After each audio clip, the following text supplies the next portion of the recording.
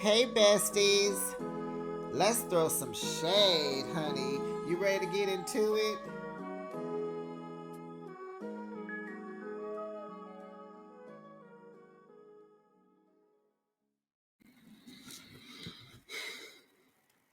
Kate, before you come on somebody's show acting a butthole, can you get them eyelashes in check?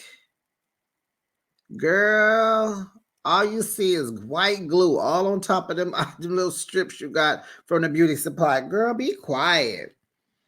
Your hair be cute, but you probably do it yourself. And ain't nothing wrong with that. But child, Manny, wasn't her little bonnet cute? How you get a bonnet for a 6-month old? You and your baby wearing bonnets. That was so cute.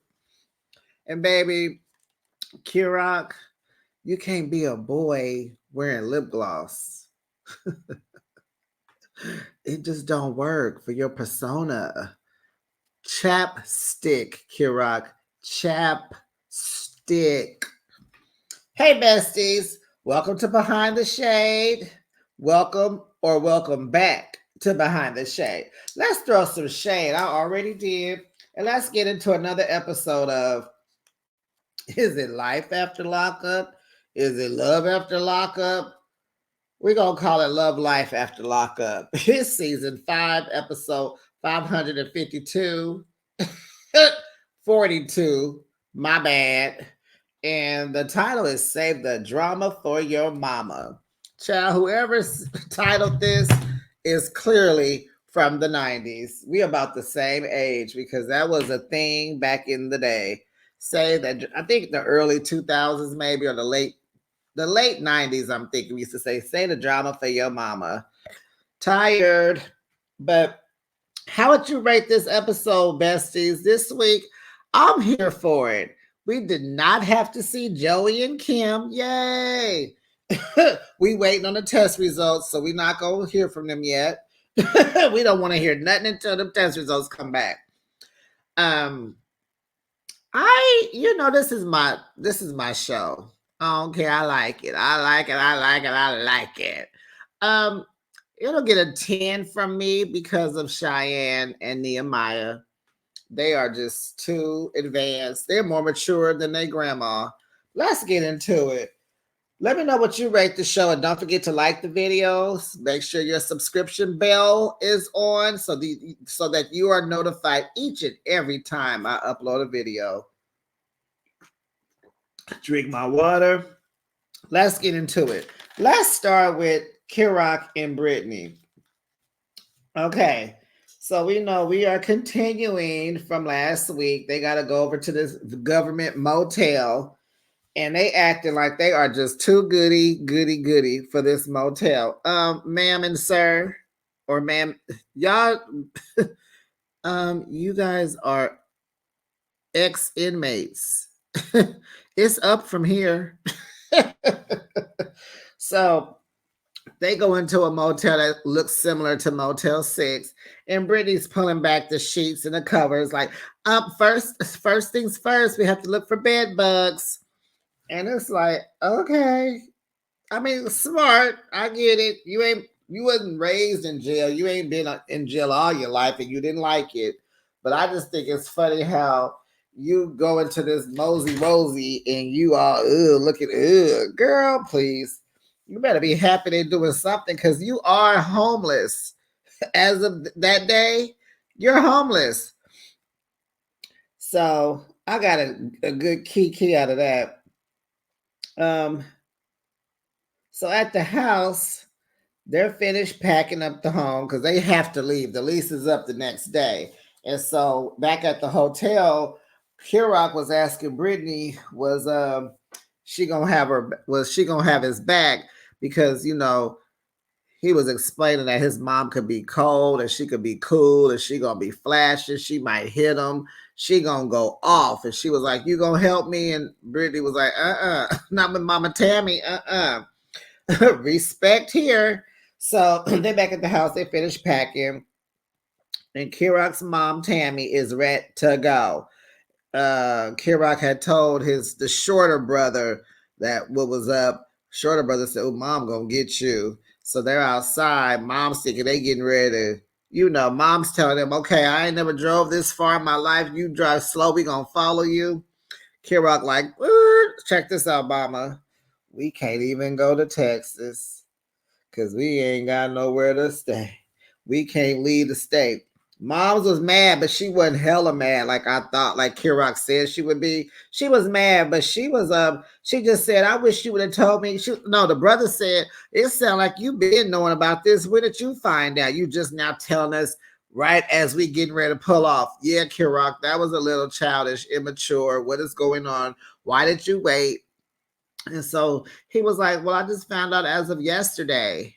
And it should have been just like, oh, but nuh-uh. Tammy like, well, I wish you would have said something because I could have tried to work have some options. What was you gonna have to say a day or two before it was time for you to go? You know them landlords already be having a new tenant ready to move in. Soon as you leave, they coming around the corner putting somebody else in. But like she said, she could have had some options. She's like, I'm uprooting my whole family. And so Kira gonna say, well, you should have known because you should have known that this could have happened because we were taking a leap of faith. Ooh, no, you didn't. No, you didn't come from Mama Tammy's faith. So Mama Tammy was like, well, you know what? Bump that. I'm going to Texas. We all know somebody that live in Texas. She finna go pull up on her sister, her cousin, her auntie. Somebody, it's a family member living. Everybody knows somebody live in Texas. Mama Tammy like, I'm finna go pull up on Uncle Willie. And he gonna let us stay at his house for as long as we need to. Bye. Y'all stay here and figure it out. And so Kirok and Brittany, they go to the Mosey Wozy. Now let's move on over to Bianca and Daniel. Let's get them out the way. So I'm looking at Bianca. She is a rough looking 23-year-old. Ooh, child. Okay, girl. But she's been through she's lived. Still childish, but she's lived. So she's still tripping off that coffee that Daniel didn't get up to go get her because she feel like he owes her everything. So he asked her, what do you mean by owing you? Like, what does owing you look like? Because this is, I've been out one day. And he was like, I cooked breakfast. And she's looking like, yeah, you did. Yes, like, what do you want him to do? And you can tell these couples, but the people who are not, the ones who are not the inmates, you can tell when they money low. She starts stressing. She started to stress Daniel out. Julie was stressing Christine out. It was, and the others from other seasons. It was like, okay, your money getting funny. Get the flashing and stuff. So how is you flashing about wanting him to do stuff and pay for stuff, but you trying to have a baby? Make it make sense, Bianca. So they head over to the parole office because he got to get acclimated over there, woo wah, because they want to get approved for him to stay at her apartment. And you notice how she said at my apartment. Girl, ain't no my when you together in a relationship. It's an our apartment. But she said it ain't no hour until he get a job where he gets paid every hour and he can pay our rent. But yeah, you're not no ma'am. So anyway, she was like, oh, she'll be devastated, honey, if he can't live with her. He ain't been living with you. He been in jail. You will not be devastated. You will be just fine. You're used to not living with him. Devastated, girl, say disappointed, not devastated. So even if he did go to a halfway house, he can come outside. He just has a curfew. He got curfews. He got things to do. And I'm sitting here looking at, well, we'll get to that later. So they on their way to the PO's office. He wants her to think positive because she's just thinking the worst. So they get to the PO's office. They wouldn't let her in, so she had to go back to the car. Then after she waits, I didn't calculate the timing that it took because who cares? But it was within the hour, I'm going to assume. The PO comes out with Daniel, and they come to ask Bianca some questions. And so the PO asks her, like, have you been to jail? Where do you live? What else did he ask? Who else is that? Who lives at the house? And what's your relationship, or like how long y'all been together? So he's checking the boxes on the form. And so it checks out. Daniel can temporarily stay with her until someone comes over to do a home inspection, and then they're going to transfer his paperwork, and then they'll approve him. And if not, he'll be sent back to the halfway house. So they driving back to the house, and child, they talking about the night before. And so he put some of his fluids inside of her twice. And so he was like, what we gonna do? And she's like, get a plan B. And so he was like, yeah. And so she's kind of like, well, why? And so he said he thinks it'll be irresponsible to have a baby now. Well, all he has to deal with, he got court costs, whatever he did, he got to pay society back for what he did. And he has a kid that's not in his life that he needs to work on a relationship with. Like, he has not given the child's mother any money towards his, support.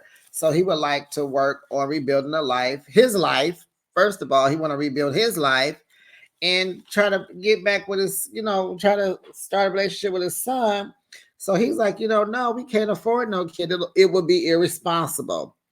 Bianca's like, well, I got baby fever. You did that twice. He's like, girl, I produce swimmers every day. I'm going to produce these things next year, next month, tomorrow, next year. She talking about, well, you're old. And he's like, no, I'm not. I'm just 31.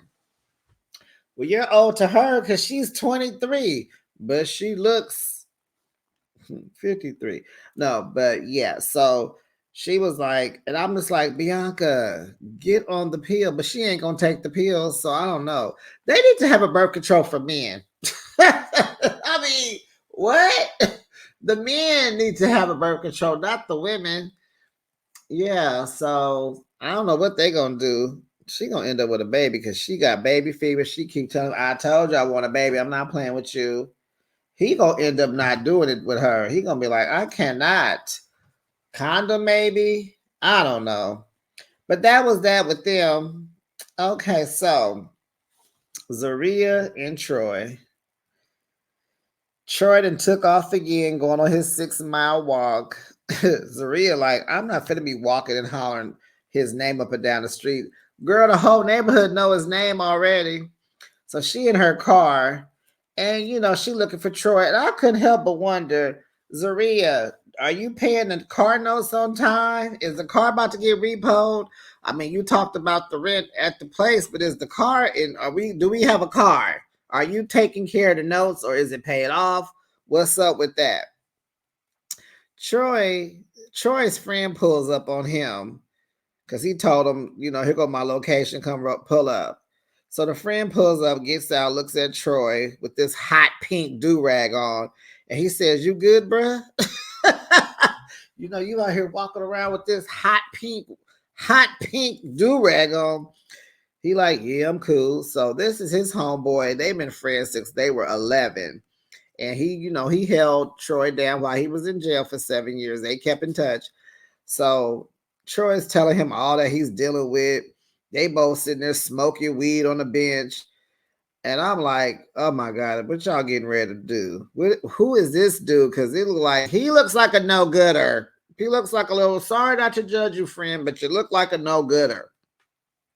Okay. But I like the idea that Troy wanted to talk all the things that he had in his head out to his friend because he knows them. So he like, Troy is used to the streets.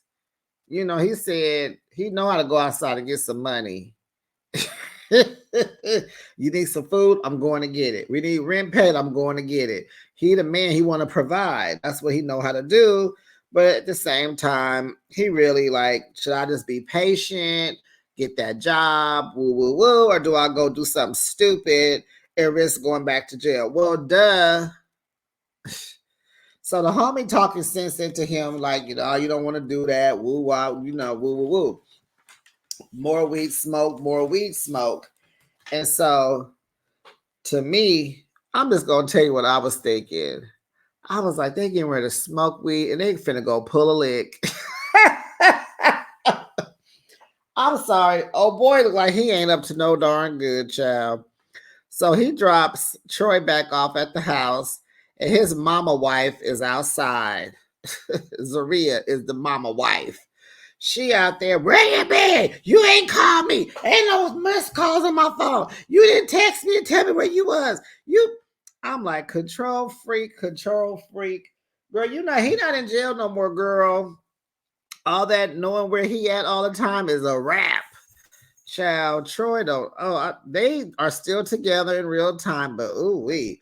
So the mama wife, she telling him, she's chastising him. We gotta do this. What she's saying is right. She didn't say nothing wrong. It's just her tone and the way she's saying it. You're not supposed to be talking like that to no man. Then she apologized for her part, and then they hugged, and then he want to go. It was like, oh gosh. Okay. So who else? Wait, let me make sure. Melissa and Louie. Okay, Melissa, Louie, and Donna. Hey, Donna, girl. Hey, Donna. Hey, Donna. Hey, Donna. That's my girl. Don't you say that about Donna is the best. Okay. Louie's dentures look good, huh, besties? Look like they got him shaped. They cut him down a little bit. He looks good. You know what I'm saying? So Melissa's nose. So Louis works at a pizzeria. Wait, there was one scene when they left the beach and they got back in the car and she was talking about the ring. There was one look, she kind of looked to this, turned her head a little bit, and her nose did look good. They did something, I kind of don't remember the last nose, but this one is healed. It looks okay, but I just would have preferred a smaller, but whatever. Not my nose, not my problem. But she looks okay. So Louis told us he works at a pizzeria and a healthy smoothie place also. And he's a personal trainer and he sells crack. Just kidding, just kidding. I kid. He sells nutritional supplements. So he's hustling.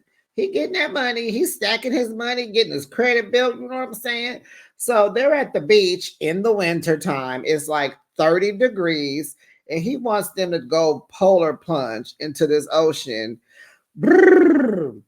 So they take their shoes, socks, jackets, clothes off. They go in their bathing suits and swim trunks.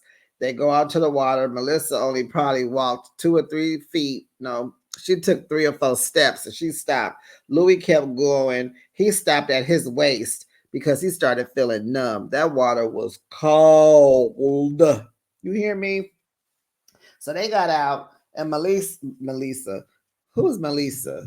Oh, House of, what is that? House of Pain? Malik's little baby daughter named Melissa.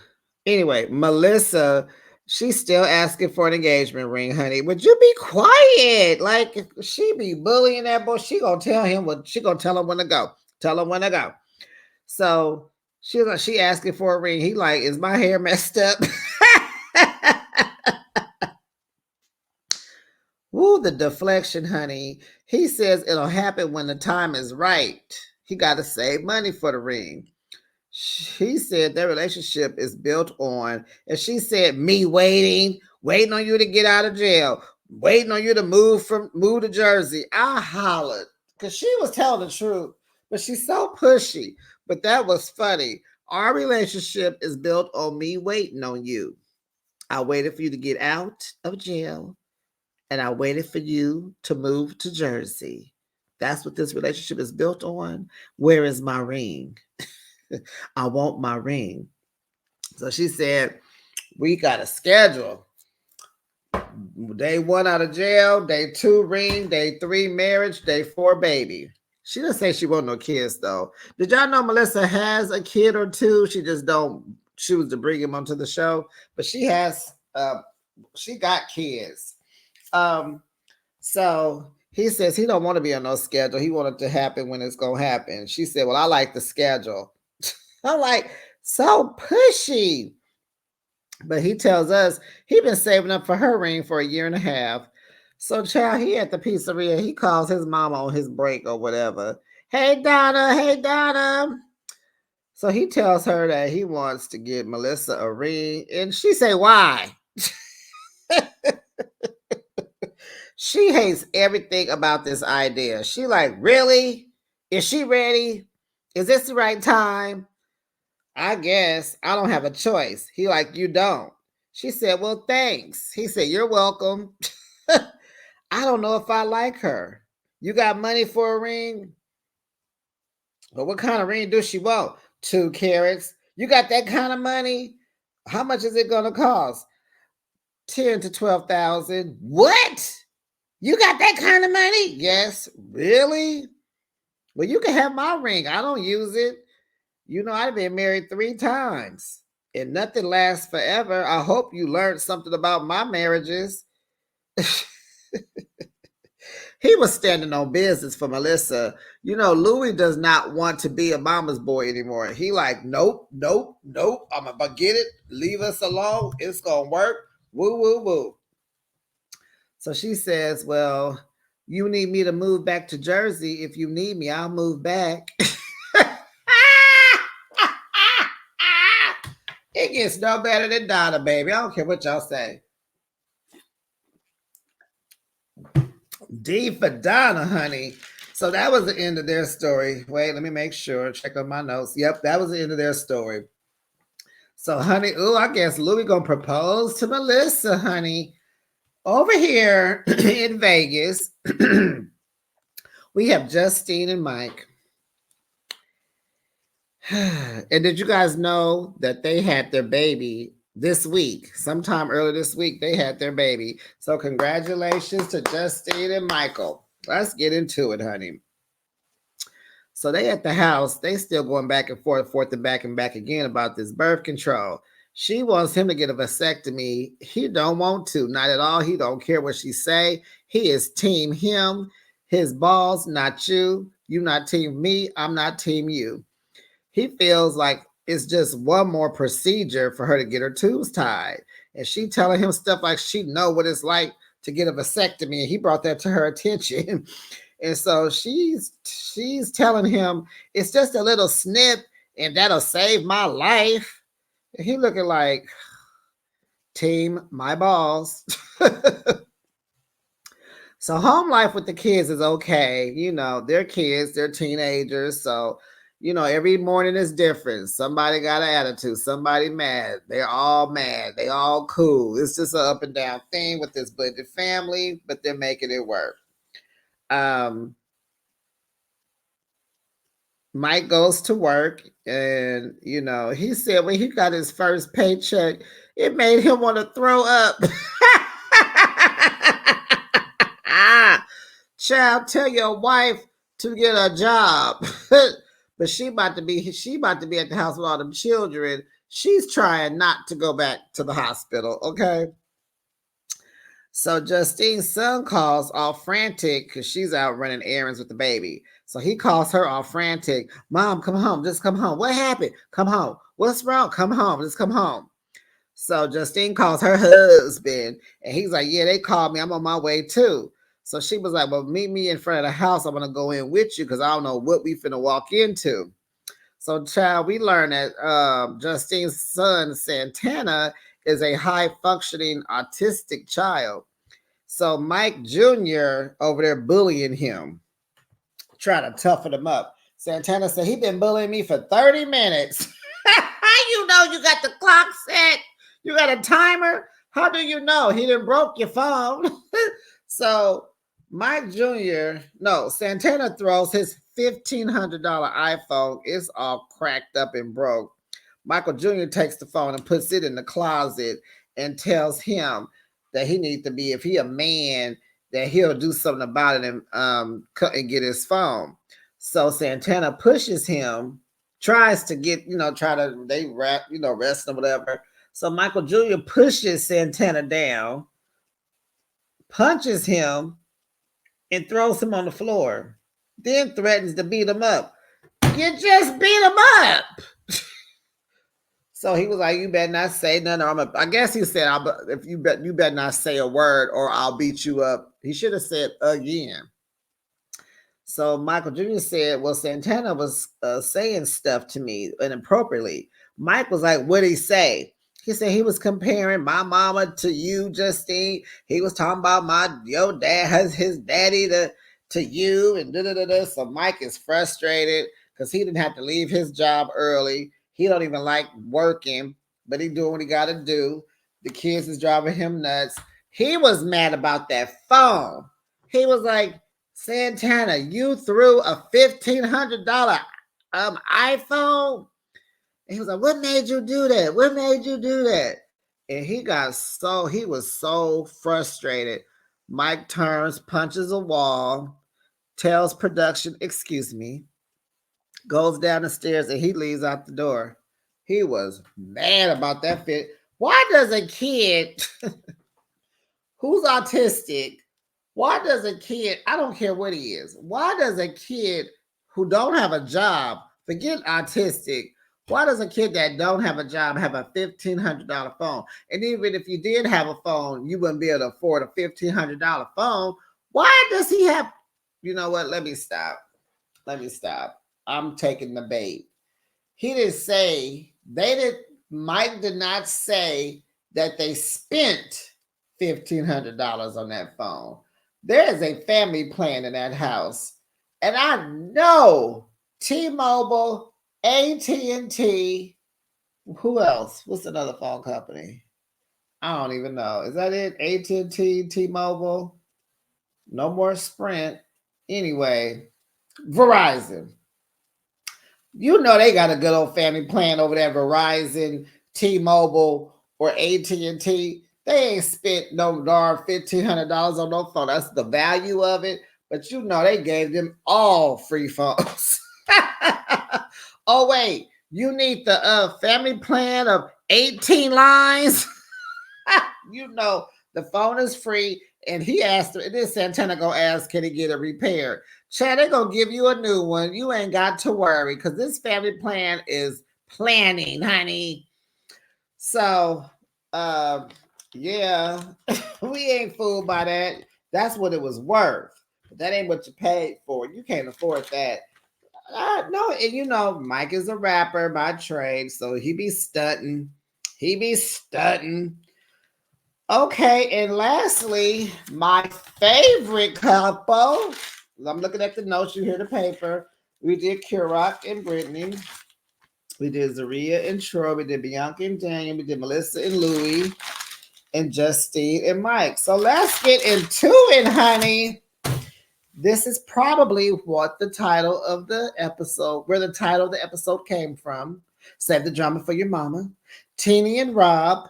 We are continuing from last week. The fight is continuing, honey. So we see that Teenie mushed Kate in her face. Ooh, no, you should have did that. Kate hits Teenie back in her face. And then Rob tackles Kate to the ground by the chair, the couch, whatever. He's on top of her, trying to keep her down. And Kate is kicking at Teenie. So Teenie can't, come behind Rob and just drill on her, just knock her down. So she's kicking Teenie to keep her away from her.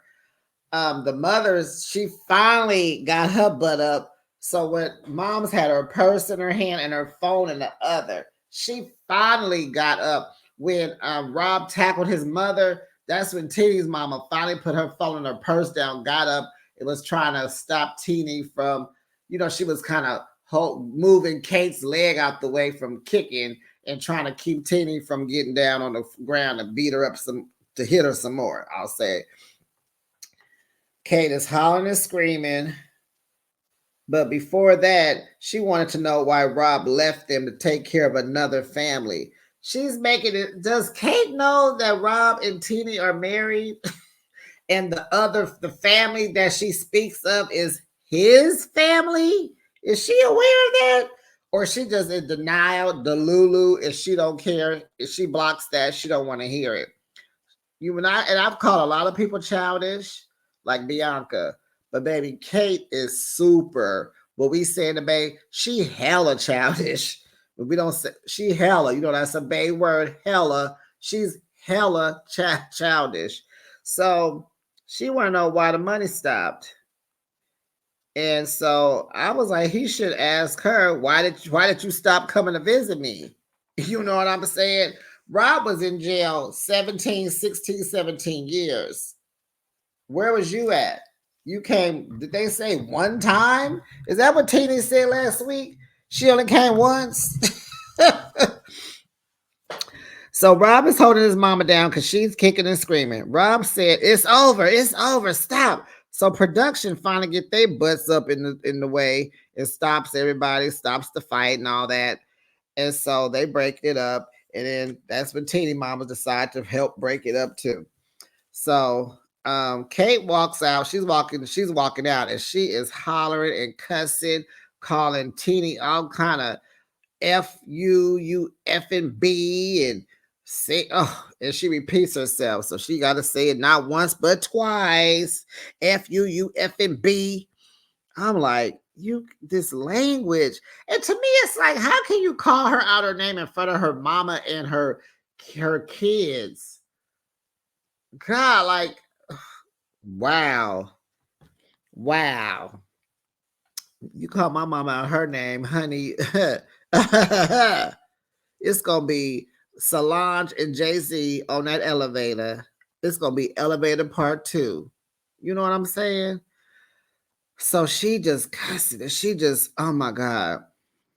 And so she cussing out, she fussing, and Teeny and Rob is fussing. Teeny reminds Rob that his mama wasn't there for him after he asked, why did you get in her face like that? Your mama wasn't there. Where was she at? I only seen her one time. You was locked up for 16. We know that. Don't say that. Child, what you mean? We already know. Do you know the title of the show? We saw you get out of jail. What you want us to be quiet about that for? So anyway, she got in your mama's face because of the buildup of all the disrespect that your mama be saying. It's triggering. Your mother is loose-lipped. She say whatever. She just has no decorum. She don't have no class, no style, nothing, no filter, no nothing. That woman walked up on that rooftop. She barely sat down. Oh, Rob, I want to talk to you. How come you so distant? Oof. Like, you come starting a mess. So in the elevator, Kate calling Teeny a money-hungry B.I.T. beep. And I'm like, ma'am, that would be what you are. You came up here arguing about some money. Matter of fact, Kate, the 2 times we have seen you on our TV screens has been about some money that you haven't gotten from Rob. You mad at Rob, you mad at Teeny because Rob was supposed to give you $500. He pulled back, and I don't know if he didn't give you the money or I think they shortened the money. And you're mad because in your mind, he's supposed to take care of you because he used to. And you would guilt trip him. You got more kids. Calling her a money hungry BI. That would be you. Then she gonna call old gremlin, groveling hoe. What? How many baby daddies you got with your kids? Because your daughter wouldn't come up there. You got Rob, and it's another brother. I'm gonna assume they are your kids. How many baby daddies you got, Kate? Calling somebody a H-O. Well, I would say with an E, but anyway. And she was like, she wouldn't be able to make it if it wasn't for him. What, like you? Like you, lady? You're not making it. Like you?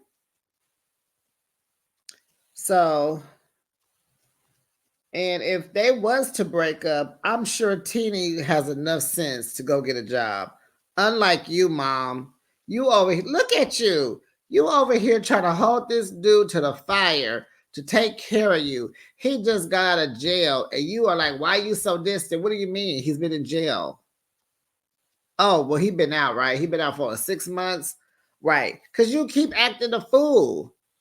So, child, and I keep asking, you keep that old she called her a fat bee and all this stuff. And she wasn't fat, she was bloated because she said later on she was on her menstrual cycle. So she was a little bloated and she probably was ticked off too. You know, the hormones be hormoning, you know. And so it just like I just keep asking, do Kate know they married? Because she acts like they just like Rob is just tricking off some money with some broad and some kids. So because she's so childish. And then she said she beat up Teeny, and she said if they break up, she'll beat up Teeny again. Beat her up? That wasn't no. You did not win. There was nobody won, nobody lost. She mushed you in the face. You hit her back. That was it. You was kicking the air and cussing her out. Shut up, Kate. Go get in your little old piece of compact, little did it up car. Child, when I saw that car, I hollered. It all makes sense. Remember last when they were on the last season and they was at the cafe and she's like, look at the car you drive. Oh, honey, because she pulled up in her Denali, her black Denali that she still has. And now her son got the black Charger. And this look like it's a little top of the line. It got a little beauty on it. You know what I'm saying? Got little rims and a little this, little that, you know? And she pulled up in that little old hatchback. And it had a dent. I ain't laughing at the car. I'm laughing at the dent. It all makes sense. This woman is struggling. But let me ask, it's Oklahoma. How much does it cost to live there? I'm just saying. Go get a job. You'll be just fine. But some people just don't get it. I just wonder, Kate, what's her story? What is her story? Oh, y'all. Whew. Do y'all know, Kate? Can y'all tell us, the rest of us, what her story is? Why is she so fixated on this boy taking care of her? She's money hungry. Okay, so she tells Rob, she don't want you to take care of your mama. She's sorry. And she drove off in her little car that couldn't. The little dented car that couldn't. So Rob feels like a cord. He's like, they're both pulling on me. And he asking us, how do you fix it? I was like, you got to sit them down and you got to set the boundaries on how this going to go. And you got to let both of them talk. And everybody got to listen to stop being so mean and so angry. It might not work because so much has happened. I don't know, Rob, how you going to fix it. You might need to talk to, like Teeny told you. I take her advice. Teeny told you what to do. We'll get to that in a minute. Oh, I was like, but baby boy, she called you little Rob. She is trying to hurt you. But you're going to have to stand up to your mom, Rob. Whatever you're going to have to stand up to her. It's one of these situations where it's probably going to get worse before it gets better. And this probably is what worse looks like. Okay, but you got to stand up to your mama, Rob. You got to set some boundaries and you might have to go on with your life. Sometimes a little distance, a little time out with these parents may help because sometimes they got to get a clue. Or you just going to have to go get you 18 jobs and take care of your mama too so she can be quiet. Because I don't even think she want to hang out with you. She just want the money. I don't even think she want to get to know you. Oh, but that's horrible. That's horrible. So Cheyenne, the baby girl, runs to her mother inside and she has to calm her mom down because her mother is having an anxiety attack. And I'm like, good job, Cheyenne. Good job. Like, good job. Because, honey, she looked up through whatever that was in her hand. She said, she fighting my mama. Whatever she had in her hand, she threw it down and she got up, honey. What happened to the friend? We don't know what happened to the friend. So they get home. Teeny in the car, they on their way home. Teeny is in the car talking about she done lost 2 nails fighting that woman. And Rob talking about, and my chain is broke. They tired. They are tired. I had to get some water. They tired. They are emotionally drained. Teeny is physically drained. They both physically drained because Rob had to tackle his mama down to the ground. Whew. Teeny tells us she wanted to love Kate, but Kate is bitter. And she says she pretty much she'll never fool with her again. And I don't blame her. Rob tells them all that he's sorry.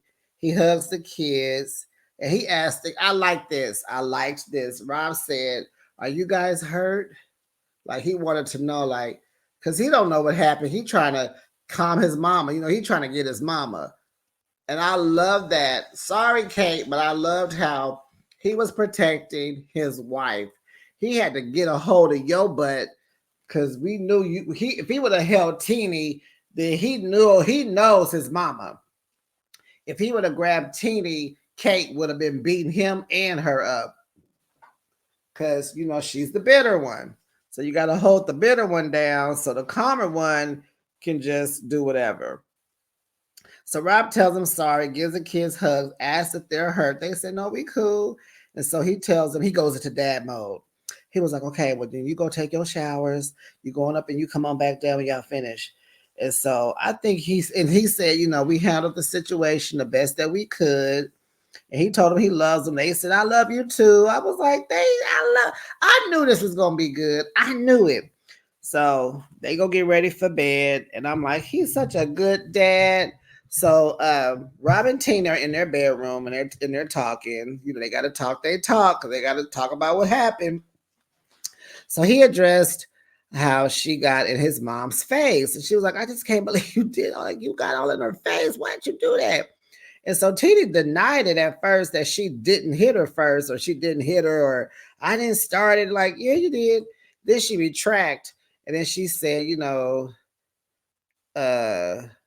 she always comes around with she's the worst. Like she has terrible energy and you need to stop inviting her to stuff. And so, she tells him, work on your relationship with her, but she's washing her hands. She's done with Kate. She don't never want to be in a setting with her.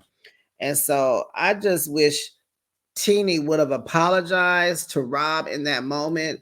Just apologize for just funking with his mother. You don't, she's all the things, but she's his mom. And you don't have to respect that, but to respect him, I wish she would have apologized to him then. Because I think Rob needed to hear that. Man, I need some water. Hold on, y'all. I think Rob needed to hear from his wife that she sincerely apologizes for fighting with his mother. No matter who started it, whose energy was off, there's a difference between verbal abuse and physical harm. There's a difference. But when you talk that talk, that's how you get them hands put on you. So he says growing up, his mom was his best friend. I'm like, child, okay. He was just like, when he was in jail, he gambled. And so he would say the family would be texting him, talking about, don't forget about me. Like they asking him for money, And so he was just like, he couldn't believe that nobody showed up to his party. Nobody. His mom feels like, she did the best she could raising him and his brother or just whoever. And she really feels like now he has to raise her. And he said he ain't got it. He ain't got it to do. He ain't got it because he's not gambling no more. And hold on, because their story was long. And so we see Teeny again. She's taking the kids to the water park. Honey, she got them 2 nails fixed, still wearing the same polish, because I think this is the next day, the day after the old horrible party. So since the kids don't have to go to prison, every weekend, when he was in jail, they would go every weekend. So now she's like gifting them, for all the time that they spent with her and Rob. So water park it is. She want to get season passes because they can go all the time. But the season pass is $250. So she had to kind of think and pull back and like, But it's for a family of 4, so they all can go. So she says she's technically still a stay-at-home mom. And Rob has a job, y'all. He does inspections on big rigs. It doesn't make a lot of money, not like what he was making in jail. Now, child, what kind of society do we live in? Because it seemed like Mike was making more money in jail too. I don't know, but what kind of society do we live in where this man was making gambling in jail and was making good money, enough money where he could take care of his wife and 2 stepkids from prison? And when he gets out, he barely making it. What is going on? Like, Teeny is on her way to getting a job. I'm just gonna assume she's worked before. She's on her way. She needs another job. It's time. Them kids old enough to handle themselves. They're very mature. So, yeah, Teeny, you don't need to be an at-home mom no more. You can go to work now. Those kids are 13 and 11. You can go to work. So, Cheyenne comes over, taking a water break. Child Nehemiah is over there having the time of his life in that pool. He done found 2 girls. The 3 of them, he's in the middle of these 2 girls. They jump into the pool together. I'm like, look at Mr. Sir. Look at Mr. Sir. Nehemiah over there, 11 years old, playing with the girls. So Cheyenne tells her mom that she's excited that Rob is home, and I'm really happy. I knew this was going to work. She feels like, remember she said last week, she said he was the missing piece to the puzzle. And she feels like she wanted to help her mama fight Miss Kate, but she's like, but I knew I would get in trouble later. And they laughed and they both said, because you got to stay in a child's place. And so she said, her heart dropped to her feet seeing her mom like that, because they ain't never, seen her mama get rah. And so, she was like, and I'm glad, she said, I'm glad you were there to help me through my anxiety attack. And so Teeny said she shouldn't have to have done that. Like, I should be there for her and be that she's the kid. But she's 13. She needs to learn that was good. You raised her right, Teeny. She saw that you needed, and she went over to calm you down because you were not breathing correctly. You couldn't grasp air, and you needed somebody to walk you through that. And why not your daughter? What other person besides your mom, your husband, and your son? That was her place. God knew what you needed, girl. You even said that. So, she says she's been having those anxiety attacks since Cheyenne's dad passed away when she was 1 year old. Cheyenne is 13, so she's been having these anxiety attacks for 12 years. And she said, life was hard back then, and I just could not help but go, but wait a minute. But you had Nehemiah 2 years later. Like, you had to, cry over losing your boyfriend, baby daddy, bury him, whatever. You done met a whole nother dude, got into a relationship, I'm assuming, and got pregnant and had a boy. He's 11. Cheyenne is 13. Life was hard for 1 moment, 1 year, less than a year, 6 months. But nonetheless, we understand. But I just had to calculate that because I was like, it's not like he was the mother of both of those kids. I mean, he wasn't the dad of both of those kids. So, yeah, Tina, explain Nehemiah. Just an observation. Don't give me the blues, you guys. So Cheyenne says she gets along with Rob. She likes him very good. He's a good father figure for her because that's all she has, and she loves it, And I love that for them. So Teeny said, Teeny left. She went to the pool because she wanted to put her feet in the water. So Nehemiah comes over and he has a moment with his sister. So Cheyenne asked Nehemiah, what does he think of Kate? Will you still see her as a grandmother? He said, yeah, like, you have to love and forgive. I was like, child, Teeny, you are so blessed. Like, where did you get these children from? You got a good batch of kids, honey. 11 years old saying yes. You got to, he was just talking his talk. So Cheyenne said, she felt like Kate was childish.